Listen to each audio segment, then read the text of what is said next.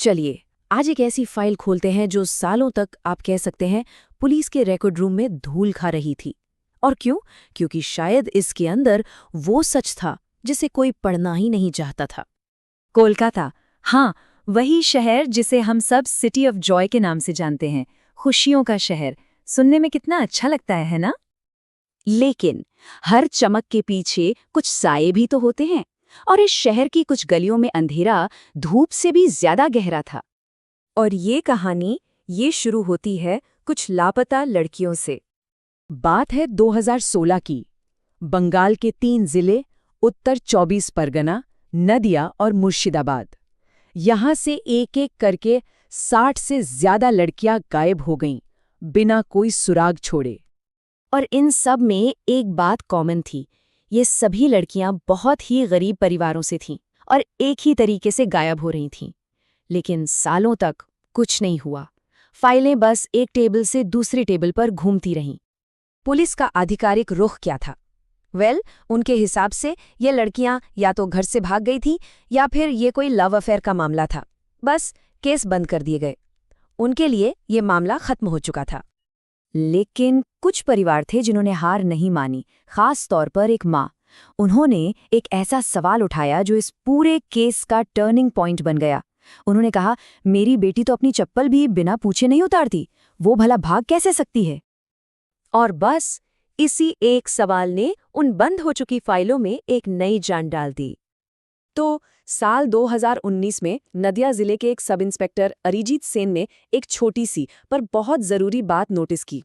हर लापता लड़की के घर के आसपास एक ही एनजीओ के वॉलंटियर्स देखे गए थे।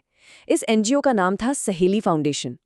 कागजों पर तो ये एक छोटी सी चैरिटी थी जो गरीब परिवारों की मदद करती थी। लेकिन जब सब इंस्पेक्टर सेन ने थोड़ी और गहराई में जांच की तो एक चौंकाने वाली बात सामने आई। एनजीओ के स्टाफ के फोन और गायब हुई लड़कियों के फोन, दोनों के सिग्नल एक ही समय पर एक ही मोबाइल टावर से आ रहे थे। इसका मतलब साफ था, वो सब एक ही जगह पर एक साथ थे। अब देखिए, जासूसी की दुनिया में ना इतने बड़े इत्तेफाक नहीं होते। ये पहला एकदम ठोस सबूत था कि सहेली फाउंडेशन सिर्फ एक चैरिटी नहीं बल्कि एक शिकारी का पहना हुआ मुखौटा था। और इसी एक सुराग ने एक ऐसे खुफिया रास्ते का पर्दाफाश किया जिसके बारे में किसी को कानो कान खबर तक नहीं थी। सेन की खुफिया जांच से पता चला कि लड़कियों को कोलकाता से बसीरहाट रूट के जरिए बॉर्डर के पास एक गोदाम तक ले जाया जा रहा था, और वहां से ट्रैफिकिंग गैंग्स उन्हें या तो अवैध घरेलू काम में, देह व्यापार में या फिर बांग्लादेश और दक्षिण भारत में बेच देते थे। और ये कोई छोटा मोटा गिरोह नहीं था, बिल्कुल नहीं। इस पूरे नेटवर्क में लोकल तस्कर, कुछ भ्रष्ट पुलिस वाले, टूरिज्म एजेंट्स और हाँ, एनजीओ के कार्यकर्ता भी शामिल थे। मतलब पूरा का पूरा सिस्टम एक खामोश लेकिन बहुत बड़े कारोबार का हिस्सा बन चुका था। सब इंस्पेक्टर सेन ने अपने इस इन्वेस्टिगेशन फाइल को एक नाम दिया, the Bengal file, case number 47B।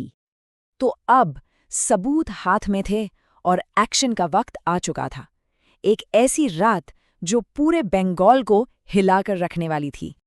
साल 2022 की एक रात बॉर्डर इंटेलिजेंस यूनिट और लोकल पुलिस की टीम ने उस गोदाम पर छापा मारा और वहां से 11 लड़कियां मिलीं। इनमें से 4 वो लड़कियां थीं जो लापता लड़कियों की लिस्ट में थीं। लेकिन कहानी का सबसे बड़ा झटका तो तब लगा जब एनजीओ की संस्थापक मधुरपना डे को गिरफ्तार किया गया।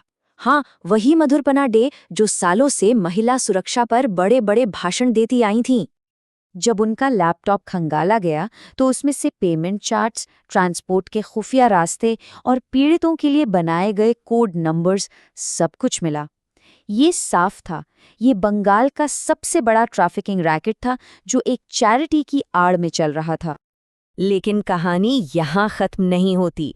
रैकेट का तो पर्दाफाश हो गया, लेकिन इंसाफ का सफर वो अभी भी अधूरा था। देखिए, केस मीडिया में तो खूब छाया, लेकिन जैसा कि अक्सर होता है, कुछ दिनों बाद कोई और बड़ी खबर आ गई और ये कहानी धीरे धीरे धुंधली पड़ गई। 5 साल बाद कोर्ट ने 7 लोगों को उम्र कैद की सजा सुनाई। पर सवाल ये है, बाकी की लापता लड़कियों का क्या हुआ? इसका जवाब आज भी किसी के पास नहीं है। उन लड़कियों की फाइलें आज भी बंद पड़ी हैं और उन फाइलों के ऊपर सिर्फ एक स्टैंप लगा है, पेंडिंग, अगले सबूत मिलने तक। तो ये थी द बंगाल फाइल्स की कहानी।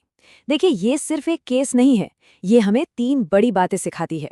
पहली, कि कैसे सिस्टम की एक छोटी सी लापरवाही भी मासूम जिंदगियों को निगल सकती है। दूसरी, कि मदद का मुखौटा पहने लोग कितने खतरनाक हो सकते हैं। और तीसरी, जो सबसे जरूरी है, कि सिर्फ एक इंसान का सच जानने का जुनून पूरे के पूरे सिस्टम को हिला सकता है।